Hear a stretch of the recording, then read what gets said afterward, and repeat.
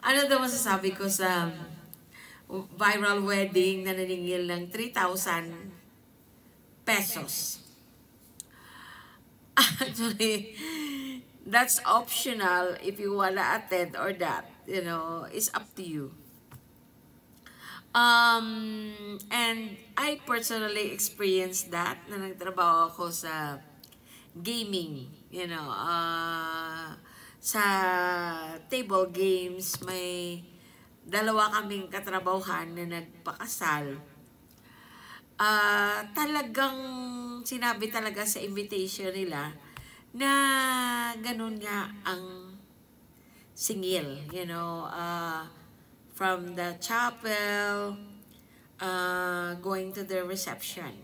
May mga ganun na singilan, ek.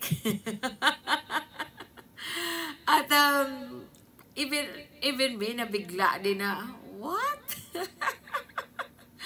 Pero sa kanila kasi, that invitation explain why they charging that, Siyempre, may mga edad naman sila. It happens na their their expenses, tsaka yung mga budget nila, parang na-overboard na nila. Kung hindi ka gusto mong mag-join, siyempre, magbabayad ka. So, yun na talaga ang charges nila through drinks and everything. At hindi ako nag-attend. Hindi talaga ako nag-attend. Kasi sa ating mga Filipino, di ba, dapat ganon, ang charges. And being honest naman sa sitwasyon, kaya naintindihan namin. So, I don't know kung ilan ang nag-attend noon. Siguro mga close lang nila. Yun yung siguro nag-attend. There's nothing wrong with that. It's up to you kung attend ka o hindi. Wala naman yan pilitan, baka siguro ang pamilya ng lalaki may nabalitaan dito sa Amerika. Meron din dito yan mag-invite. Even birthdays. Nakasabi talaga yan. Or either don't give anything na na lang, yung pera na lang. Dito sa Amerika, may ganyan naman. Wag na daw magregalo ng mga gamit kasi marami na silang gamit. At nakalagay talaga yan sa invitasyon. It's up to you. It's not a big deal. It's up to you to accept or not, At meron pa nga yan, for example, magregalo ka. Ito rin style dito sa Amerika. Na kung magregalo ka, siyempre, pare-pareho. Like me before, na nag-wedding kami ng asawa ko, siguro, ang natanggap naming coffee maker, siguro apat ka coffee maker, but I don't return it. Talagang, kasi ako, cherish ko talaga lahat yan ng mga binibigay. I don't care. Nilalagay pa yan ng mga receipt sa invitation. Ang mga receipt sa regalo, kung ayaw mo, pwede mong palitan. The same time as baby shower, ganun din. May mga ganyan nandito, kaya may mga registry. Talagang, ganun talaga sila. This American way, hindi katulad sa atin sa Pilipinas, na talagang pabunggahan. Pabunggahan at talaga ng regalo, mga ninang at ninong. Dito ko lang na-experience yan, mga ganyang, mga style, ganun siguro talaga dito. At talagang honest lang sila, honest lang sila. Kasi, hindi naman kadalian ang buhay, hindi forever lang kayo, pa bongga-bongga. At they picture out na hindi forever, especially kung mag-suffer man ang finances ninyo. Yan, bongga-bongga, pagkatapos nga. Siguro yan talagang nasa mindset nila.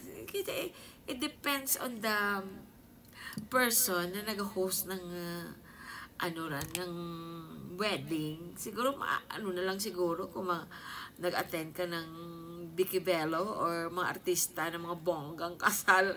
Walang mga ganyan-ganyan kasi their finances is already secured. Kaya hindi ka makatanggap ng ganyan. And nasyak ka sila ng wedding namin mag-asawa. My God. Doon sila daw nakakain ng bongga-bongga at libre. Nakalibre sila. At walang mga kasi iba kasi tayo mga Pilipino, maganda isa sa ibang lahi, how long is the table, that's how long is the food. Naka-serve lahat and everything. At they have a good experience nang na-attend sila na kasal ko. Siguro gina-practice na parila siguro eh. Pero ganun talaga sila. Maybe pinaprangka lang nila kung anong mga, kahit na anong okasyon, kasi hindi lang yan na isang beses ka lang maganda. Make sure ka na rin following day magkakainin ka pa kasi isang beses lang handaan, pero forever na sa piring. Na mangutang ka o ano-ano pang gagawin mo para lang to impress your visitor. Hindi ganon, Talagang, yan, it's their way of saying hindi sapat ang kanilang finances to celebrate a big crowd na pumunta sa mga wedding nila. Kasi minsan, even me, kung mag-party ako, ang isang tao ang imbitahin ko, nililista ko na yan. Either siguro pupunta itong asawa niya, anak niya, ilang bang anak niya.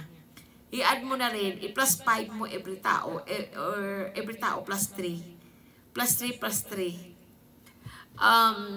Ganun pag mag-party ako, ganun talaga nilalawakan ko yan ang numero, instead na 40 lang inimbita ko, 40 lang yan, pero at the end of that, talagang may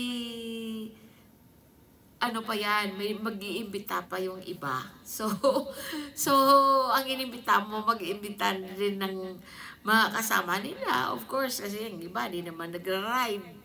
Kaya ganun talaga, expectation mo na yan, it's kasalanan mo, nag-party ka. Kundi, ay mo na rin na bayaran mo ang kanilang kung sino man ang dumating, handa ka. Kaya nga dapat ikaw, be smart na rin ng mga list mo kung ilan na ang guest at magkano lang ang dapat na bayaran mo. Hindi na, end up kayo maghugas kayo ng plato sa hotel. Kaya kailangan talaga sa mga okasyon, preparado ka, at maintindihan ka naman ang bisita mo niyan, hindi mo dapat sila problemahin. Ang problema, ang ano diyan na matuloy kung ano man ang na-wish mo na parte sa buhay mo na ni-celebrate mo. Yun lang.